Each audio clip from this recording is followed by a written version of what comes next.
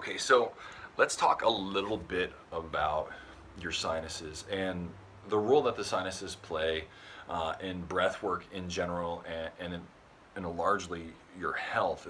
Really, really important structures in your face. And if you've ever had sinus problems, whether it's just a temporary allergic reaction or you've had something more serious like a sinus infection or chronic rhinitis, right, where your sinuses and your nasal passages become really, really inflamed, you know that your sinuses are really important and that when they're not operating properly, it causes a lot of problems. And I have some experience with this because I had really, really debilitating sinus problems for a very, very long time. Anytime the season would come around and pollen would start dropping out of the trees, I would get such horrible sinus headaches and sinus pressure that it would cause me to take off work. It would feel like I had the flu. I mean, it made me really ill.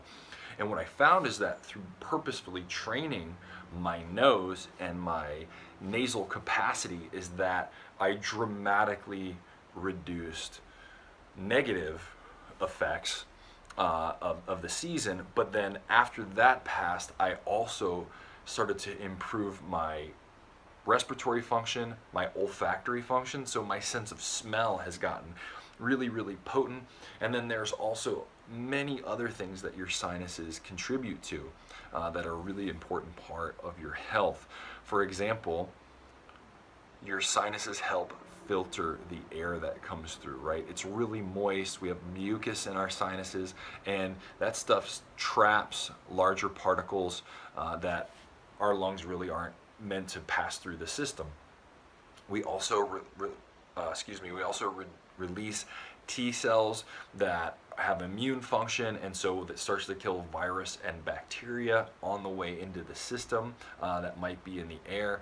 Also, we release nitric oxide there, which is really, really important. So nitric oxide, one, has an immune function, and two, when nitric oxide attaches to this oxygen molecules, it actually vasodilates. So the bronchial and the alveoli in the lungs actually open up, and it makes it easier for oxygen to move through the system.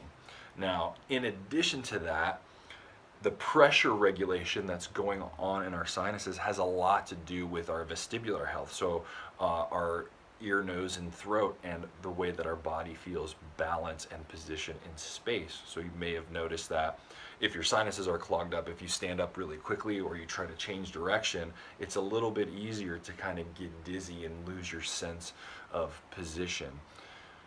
Sinuses have a huge host of functions, and it's really important that they maintain a healthy place in our respiratory system. Most of us, because of either positions we hold our body in or getting in the habit of breathing through our mouths, really don't optimize our ability to breathe through our nose, and our sinuses, believe it or not, can become deconditioned. Now, in addition to that, from a developmental perspective, if our sinuses aren't functioning properly, then even the bone structures in the face as they develop may not properly develop, and then we can ultimately contribute to problems like chewing and mandibular dysfunction, and there's on and on. There's some really great resources out there in orthodontics and respiratory literature. So the sinuses serve a lot of important functions, and it's really important that we learn how to optimize them, not only for our performance, but also just for our general health.